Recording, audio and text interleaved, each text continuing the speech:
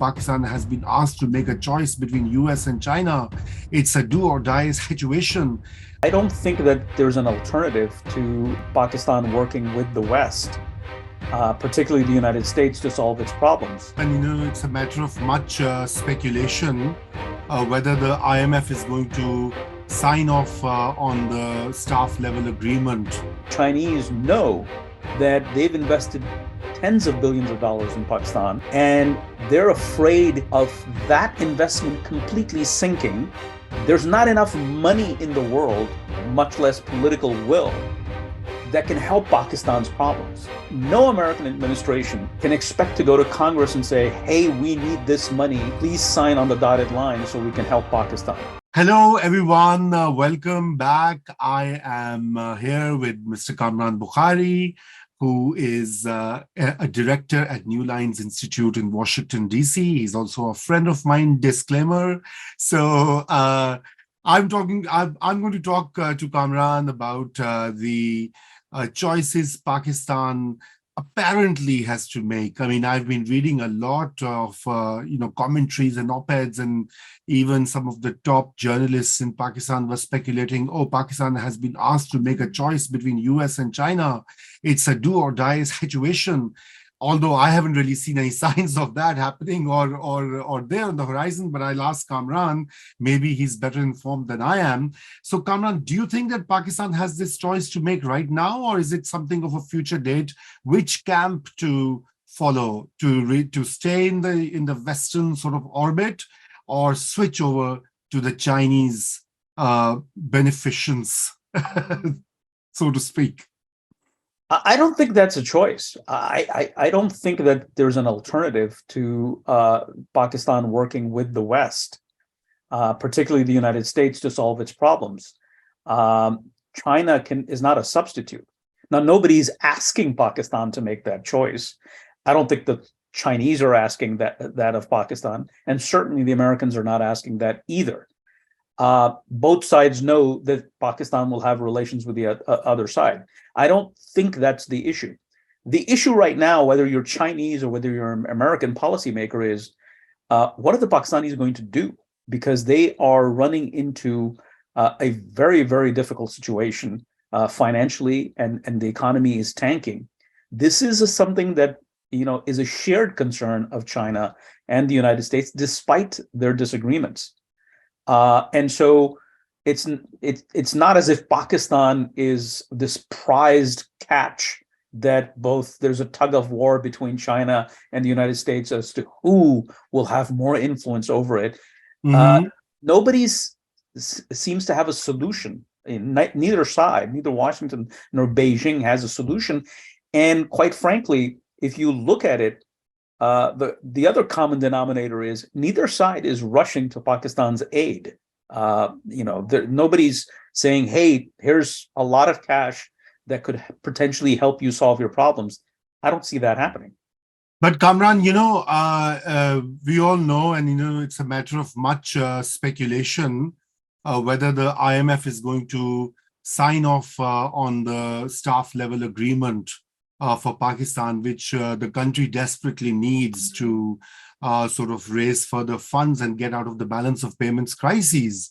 But the Chinese did, amid this delay by the IMF and uncertainty, they helped Pakistan with a 2 billion loan, to just keep the economy afloat, because if this money is not coming in, Pakistan won't be able to import its oil and diesel and other products that are vital for the economy to function. So in that sense, the Chinese are giving, these signals and coming, for urgent help, while the Americans are really cool and distant. I mean, the sort of past practice has been, whenever there was a problem with IMF, there would be some phone calls, some backdoor influencing over the IMF board, and loans were sort of approved. Not this time. So for a Pakistani policymaker, certainly this is an emerging signal that we are no longer that important to the US or the Western camp, if I would use that term. And it is the Chinese that we should be banking upon. I mean, what would you make of that impression? So let me address the Chinese behavior, and then I'll come to the U.S. and Western position. What else would China do?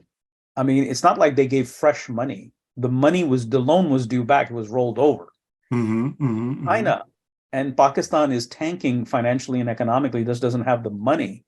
What are you going to do? You're going to ask them for, hey, pay up? No, you just go ahead and say, okay, you know what? You're in a difficult situation, so we'll just agree to kick this can down the road. But it's not as if China is coming to Pakistan's aid that, hey, let me give you a package that can get you past this balance of payments crisis. That's not happening because the Chinese know that they've invested tens of billions of dollars in Pakistan, and they're afraid of that investment completely sinking. And they just had the situation of Sri Lanka to deal with. So what else would they do? It's not as if they're helping Pakistan. They have no choice. Now let me come to the American side. Look, the old days when Pakistan was useful, and everybody in Pakistan, most everybody should know that there are 3 periods in which the American dollars were raining on Pakistan, and they were all military governments. Yes. Khan's era, General Zia's rule, and the Musharraf era. Time, there was an overriding interest in working with Pakistan. And so that is why you had the money. That is not normal. I would look at that as exceptional circumstances. That's not the rule. Now that those exceptional circumstances do not exist, and quite frankly, there's not enough money in the world, much less political will, that can help Pakistan's problems. So no American administration can expect to go to Congress and say, hey, we need this money. Please sign on the dotted line so we can help Pakistan. That's not happening. So it's not as if the Americans don't see it as vital to their interests. There is no way that the United States would want Pakistan to completely collapse. Right. But there's also constraints. The Biden administration has constraints. The world has changed. Let's park the US-China rivalry on the side for a moment. Right now, the whole focus is on Ukraine. And making sure that this war can come to an end. Then, as you know, living in the United States, there are tons of problems in the United States, internal, that have to be addressed. So Pakistan, I'm sorry to say, doesn't make that priority list. Unfortunately. Okay. So I mean, but there is some level of anxiety within the Pakistani policy circles, because you see, as you rightly said, Pakistan's economic interests and to a large degree, even some of the defense and interests are historically linked to the US camp. I mean, since the 1950s and Cold War, polarization. And at the same time, the Chinese are also a reality. It's a rising power. At some point, the US-China rivalry, in the US, there's a lot of rhetoric. We have to fight China, we have to fix China, blah, blah, blah, blah. So Pakistan, some Pakistanis are worried that what if it comes to that particular juncture where Pakistan is asked to pick a side? Do you think that juncture is foreseeable? I mean, not in the short term, but let's say in the medium term. In the long term, we all are dead. So I would put it this way. Uh-huh. I don't think Pakistan will be in a position for a very long time where either side, the Chinese or the Americans, will say, hey, you need to decide who you're with, with us or with the other side. I don't foresee that happening. The other thing over here is that I think there's a lot of hype in the United States and around the world about this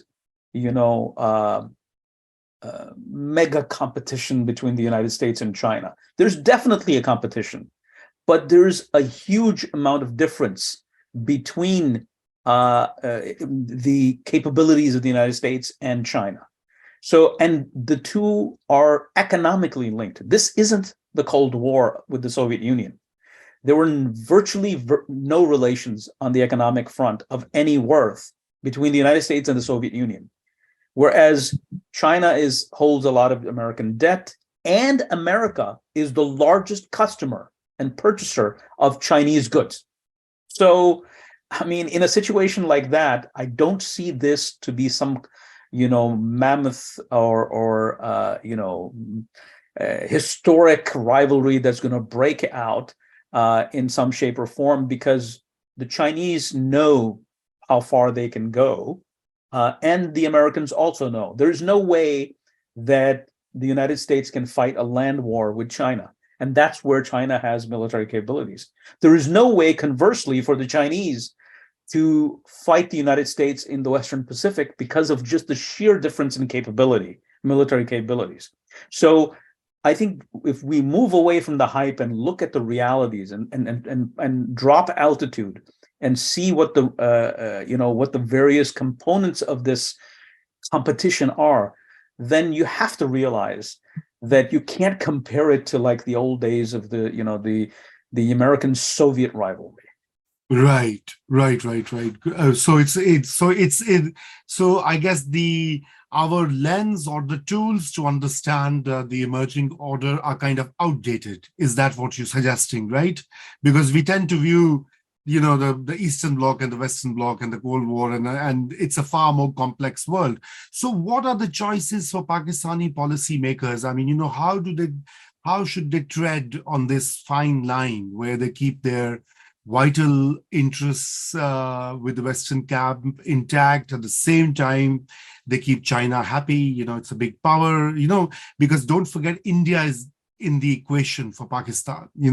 It's a kind of Pakistan's lots of security and foreign policy thinking has been influenced by India. How to counter India, how to minimize its influence, how to protect, etc.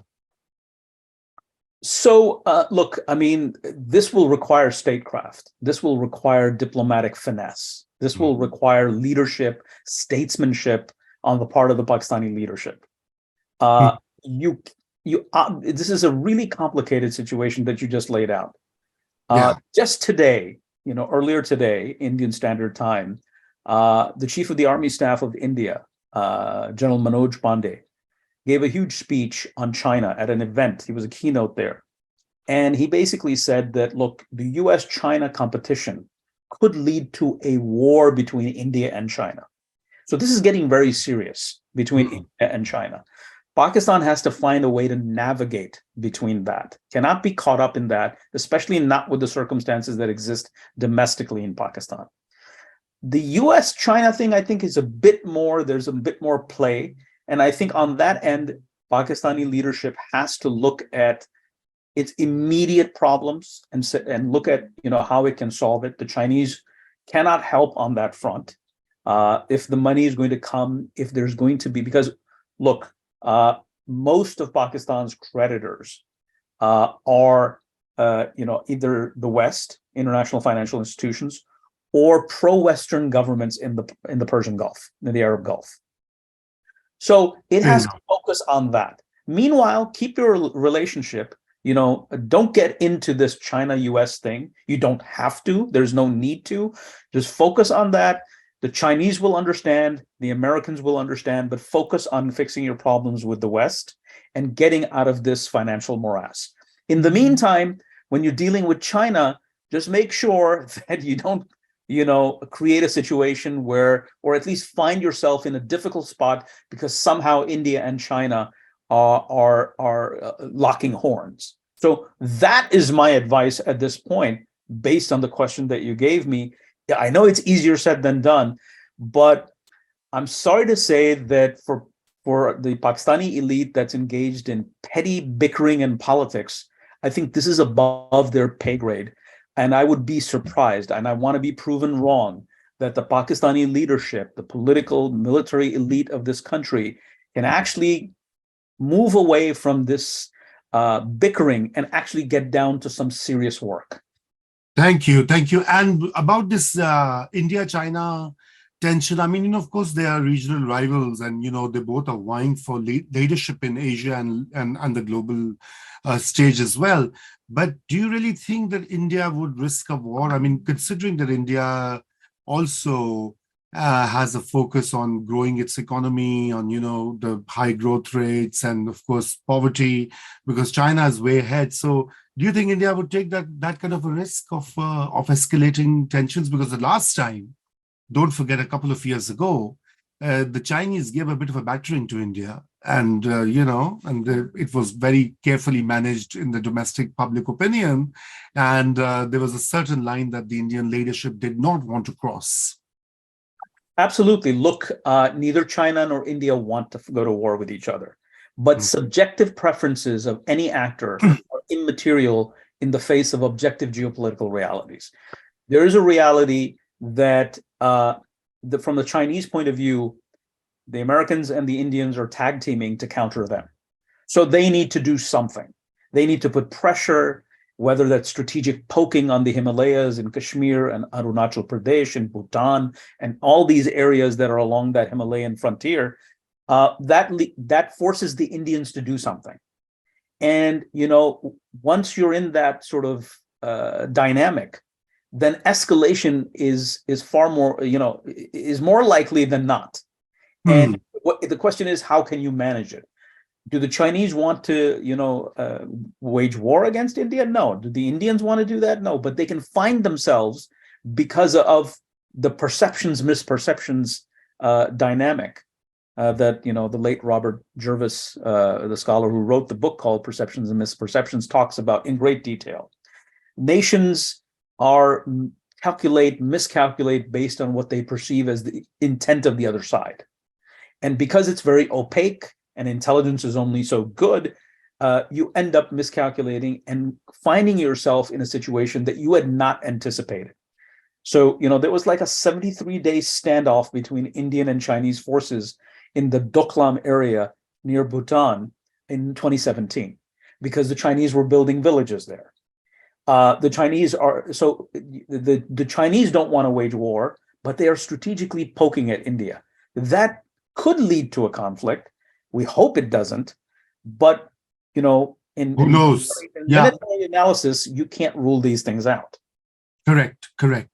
Well, I mean, I think this is really something to reflect further. And I think what we should do, Kamran, is sort of go bit by bit and look at the exact detailed dimensions of these complex relationships, the US-Pakistan relationship, the strategic, the defense, the economic, the political, diplomatic, and I think I'm going to bother you in the weeks to come. So I'm just giving you an advance warning and also letting our viewers know that Kamran Bukhari would be back with us very soon.